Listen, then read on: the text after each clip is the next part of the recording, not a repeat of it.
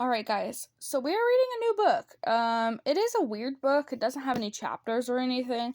And it's called Diaries. Cleo, Nile, and the Creeperific, oh my god, Mummy Makeover.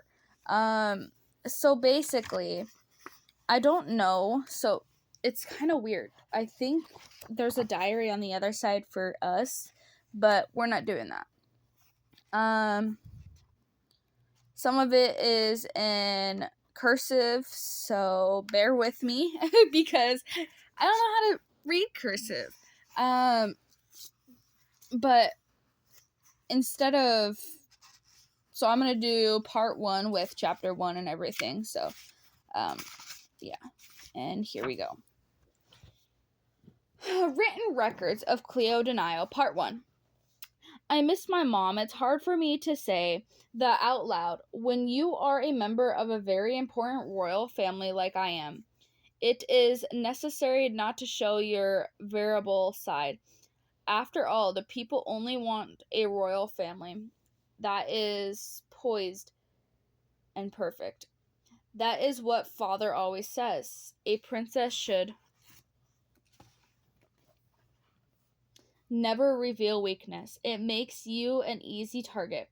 But since this written record is private and no one will dare disobey my order to mind their own business, I feel comfortable expressing myself, even though Mother has been missing for such a long time.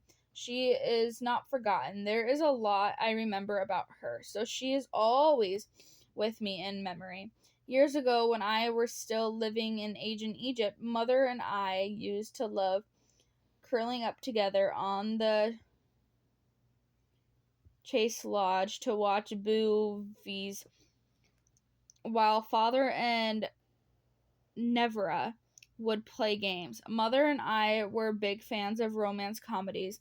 Today, that is still my favorite kind of movies. My love of fashion also comes from Mother.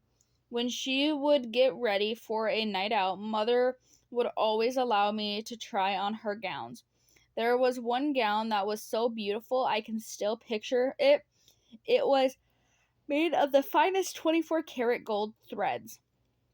My mom looked total creeptafic in it. She promised that when I grown enough to fit into it, I could have it if I still wanted it. Of course, I've owned hundreds of gorgeous gowns since then, but I never forgot that one or how amazing my mom looked wearing it. The gown was carefully patched away and pursued, and still we have it. Like me, it's waiting for her to come home. But one of my most cherished memories of my mother is from the time when I was a very small girl. My parents had been invited to a gold and white ball, and I was upset that I wasn't allowed to come along, even though she had much to do to get ready. Mother pulled me into her closet, dressed me in her glamorous gold wrappings, and danced around her closet with me. Then, just for fun, she taught me how to put on makeup. Mother could do a smoky eye look better than anyone, and gave me a special pot of my very own lip stain to keep. She told me it was my color. All these years later, this is still my favorite shade in my whole lipstick collection. Mother always knew best. I often wonder where my mom has been all these years. Though I would never admit it out loud. It was sometimes hard to go. Though life not knowing where your mom is and how things might be different if she were around. So many things have changed since I last spoke with her. I go to Monster High. I'm a captain of the fear leading squad. My girlfriends are very different now from who they were in Egypt. I'm sure she would be shocked to hear I hang out with vampires and werewolves. And then there's Deuce. Would Mother approve of me having a non-royal boyfriend? Father certainly doesn't approve of him. but I like to think that my mom would. The only thing that hasn't changed during our years apart is my lipstick color. Wearing the special shade she selected for me makes me feel if my mom is still looking out for me from afar. Even though life is a whole lot different and I have grown up a lot in the years since we all lived together in Egypt, I'm sure if we were to see each other again now, Mother and I would still be very alike. Something never changed, right? But sometimes I worry I will never know because after all these years of my mother being gone, I'm beginning to give up hope she will ever return. Oh my god, that's so sad. Oh my gosh. Okay, chapter 1. Please pause the grapes, Cleo. Please pass the grapes, Cleo, Nile said. She arched an eyebrow and glanced across the enormous marble table at her older sister, Nevera. Cleo cleared her throat to get her sister's attention. When Nevera didn't look up on her own meal, Cleo cleared her throat again. The grapes! Nevera finally peered out from under her long, dark eyelashes and gave her sister a withering look. Do you need some water, Cleo? She said in the fox sweet voice. Nothing about Nevera was ever sweet. Your throat sounds parched. Are you wrapping too tight? My throat is fine, replied Cleo, and my wrapping are perfect. Cleo, the daughter of the mummy, and her heir to the 5,000 years old Egyptian destiny, prided herself on her ability to remain grateful under pressure. But her sister really got under her bandages. Sometimes she could be such a pain. Nevera had been home on a school holiday for a few weeks, and Cleo was counting the days until she would leave again. Their home was always so much more peaceful when her sister was gone. It was always strangely quiet and often sort of lonely, but peaceful, nothing less. But I'm still waiting for the grapes. Nevera decently waved her hand in the direction of the bowl of plump green grapes. It was sitting right beside her plate at the table, but rather than passing the bowl to herself, she clapped once to summon one of the fairy servants. She ordered, Seti, would you bring Cleo the grapes? The servant hustled forward and whistled the bowl of grapes off the table. He carried it around the enormous stone table to set it down in front of Cleo's place, setting, Thank you, Seti, said Cleo, smiling. That will be all. The servant bowed low, then backed away from her chair. How was your day, my daughter? Rasmus Denial asked in a formal voice.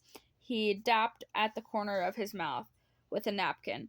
The moment Cleo's father placed his napkin on the table, a servant rushed forward and folded it into an elaborate pyramid. Such were a perks of living the life of Egyptian royalty.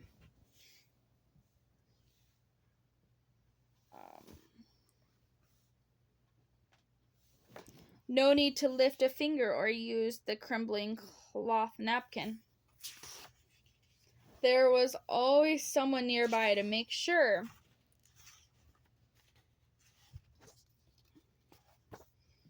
The Nile family led their luxurious life. My day was golden, Cleo said. We had a monstrously good fear-leading squad practice after school. We've been working on this new dance, and most of the other ghouls on the squad seem to be figuring out the routine pretty quickly. I seriously doubt that, Nevera said, rolling her eyes. Excuse me, Cleo snapped, her blue eye flashing. She flicked her long, straight, black and gold hair over her shoulder and glared at her sister. Girls, their father cautioned. I said, I seriously doubt that. Nevera smiled, ignoring their father's warning. The Monster High fear leading squad totally came unwrapped after I left. Your girlfriend Frankie Stein is always falling apart under pressure, and Draculaura seems too distracted by Claude Wolf that she never gets any of her steps right. Cleo narrowed her eyes at Nevera. Had been the captain of a fear leading squad before Cleo took over. The debate over made a better team leader was the source of constant competition between the two girls.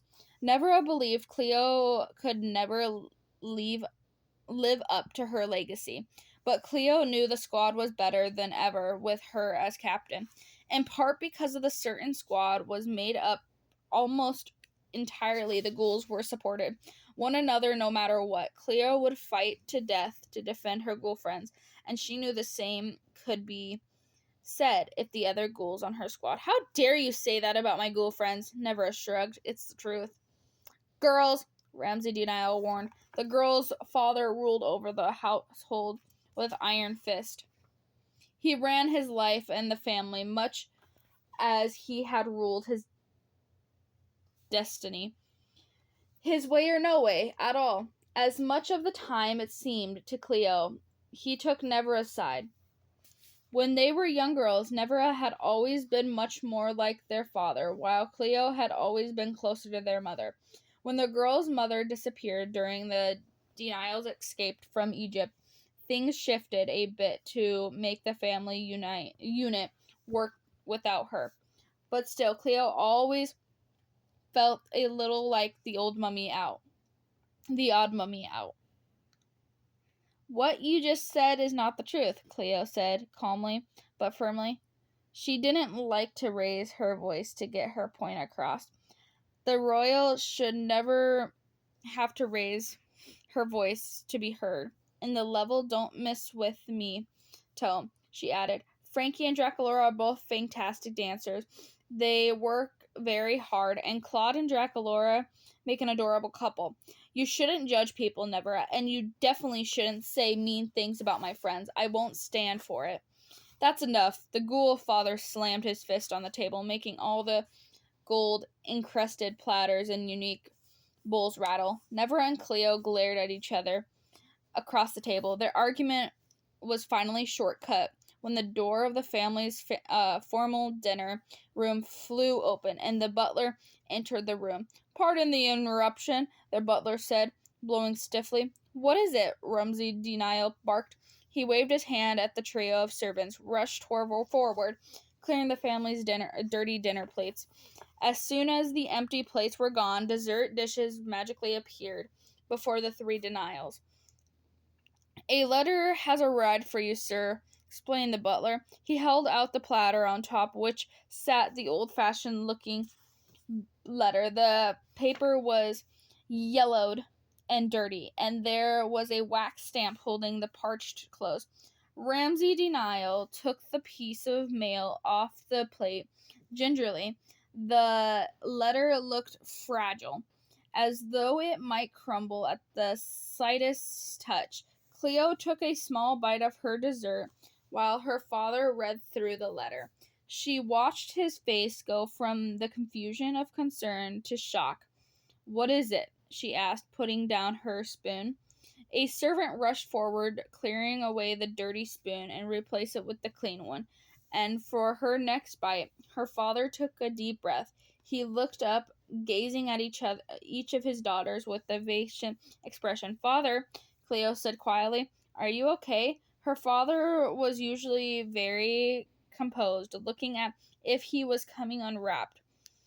It was very unlike him to show his emotions to such an obvious way. Ramsay Denial took another deep breath before speaking. I have something very important to share with you, he said finally, his voice cracking. Cleo and Nevera, who had been bickering only moments before, now shared a concerned look. What's going on? Nevera mouthed. Cleo shrugged back. Finally, their father stood up. He crossed his arms and announced, Girls, this letter is from your mother. She's coming home to us.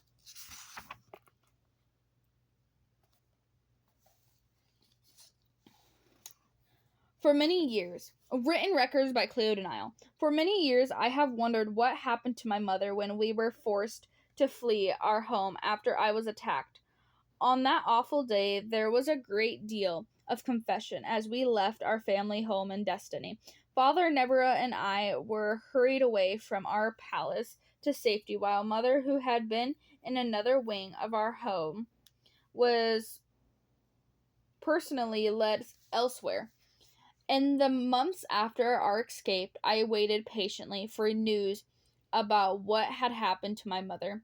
We knew there was a good chance she'd been taken into hiding, as the three of us had been. I had hoped she would rejoin us for the journey of the Boo world, but even after we arrived here, there continued to be no word. As more and more time passed, I began to really worry. I don't know how to explain it, but I have always known deep down that my mom was okay. I've missed her terribly and I worried to not know what became of her, but I'd always left in my heart that she was okay.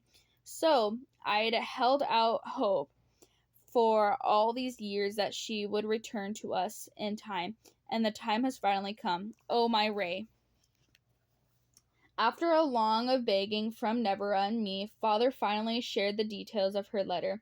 There's still much we don't know, but here's what we need to find out.